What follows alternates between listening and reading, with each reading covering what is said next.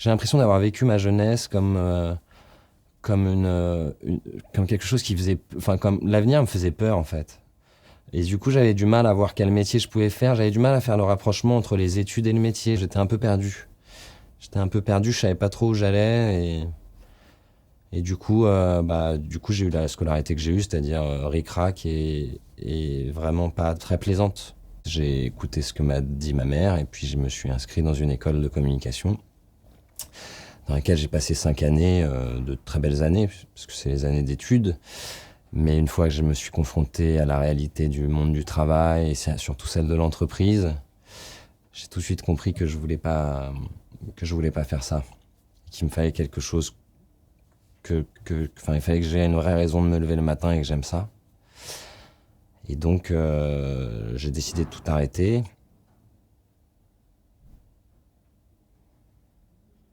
Le déclic a été un jour, en fait, où j'ai déjeuné tout seul. Les bureaux étaient à l'Opéra. Et j'ai déjeuné tout seul dans un fast-food en costard-cravate à côté d'autres chefs exécutifs qui étaient aussi seuls en costard-cravate. Et je me suis regardé de haut et je me suis dit, c'est tout sauf ça, quoi. Tout sauf ça. Ça manquait d'humanité, et c'était pas assez concret. Je comprenais pas trop ce que je faisais finalement. Et dans mes passions, la cuisine en était une passion que m'avait léguée mon père un peu. Et, euh, et je me suis dit que ça pouvait être un métier, donc je me suis lancé là-dedans.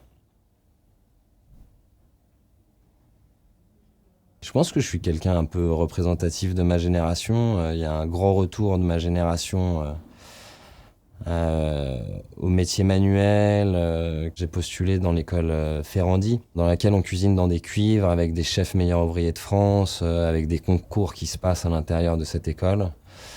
Au lieu d'avoir à résoudre des problèmes ou je sais pas, ou d'étudier des textes, on avait sur le plan de travail une volaille de Bresse et le prof arrivait le matin et disait ce matin on va faire une volaille de Bresse au Morille. Moi ça m'a bouleversé. Je me suis dit ok, c'est ça que je veux faire. Si c'est mon travail, c'est de faire ça. Alors c'est ce que je veux faire. Et d'un coup, ben, le temps de travail, c'était plus du temps de travail, c'était du plaisir, vraiment que du plaisir.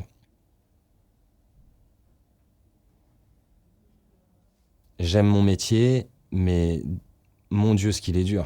Je veux dire, j'ai travaillé pendant 8 ans, de 9 h à 1 h du matin, avec juste 1 heure de coupure. J'ai perdu toutes les copines que j'aimais, j'ai loupé tous les anniversaires, j'ai tout loupé, les vacances, tout. On travaille les jours fériés, c'est très très dur. 2020 devait être l'année de ma réussite, plus ou moins, puisque j'avais décidé d'ouvrir une brasserie, le restaurant Marché du Feu de Dieu. Voilà, puis d'un coup, tout dégringole, le sol se dérobe en dessous de nos pieds et on se demande si on va réussir à survivre. Financièrement, on aura perdu l'équivalent je vais dire, 4 mois de bénéfices, ce qui n'est pas énorme, hein, grâce aux aides de la France, et ça je tiens à le dire quand même aujourd'hui, c'est cocorico, hein, il faut dire qu'on a de la chance. On a été très aidés et très accompagnés, donc ça aurait pu être bien pire. C'est énormément de pression, hein, mais c'est pour ça aussi que à terme, j'ai fini par comprendre aussi pourquoi les chefs sont aussi exigeants. C'est parce que c'est vrai que quand c'est nous qui sommes garants de la cuisine concert, c'est très stressant et très difficile. C'est à double tranchant, quoi. Si ça se passe bien, on prend tous les éloges. Mais si ça se passe mal, c'est catastrophique. Je vous laisse imaginer une table de deux qui vient pour la Saint-Valentin et qui mange pas bien.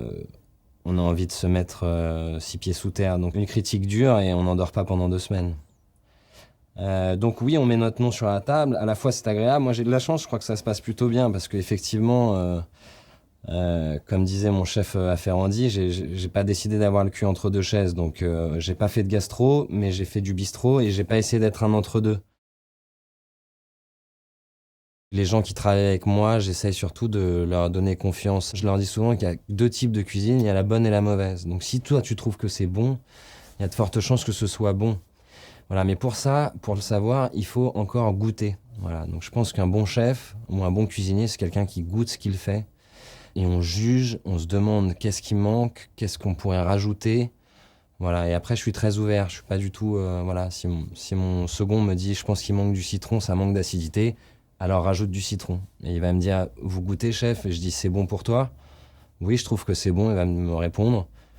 Et là, je vais lui dire, bah, si c'est bon pour toi, c'est bon pour tout le monde, allez, on envoie. Quelque part, ça leur donne confiance et une petite fierté. C'est comme ça que je gère ma cuisine. C'est peut-être pas le meilleur moyen de la gérer, mais c'est comme ça que je le fais. Je m'appelle Frédéric Paul Chartier, je suis restaurateur, chef de cuisine de mon restaurant qui s'appelle La Boîte aux Lettres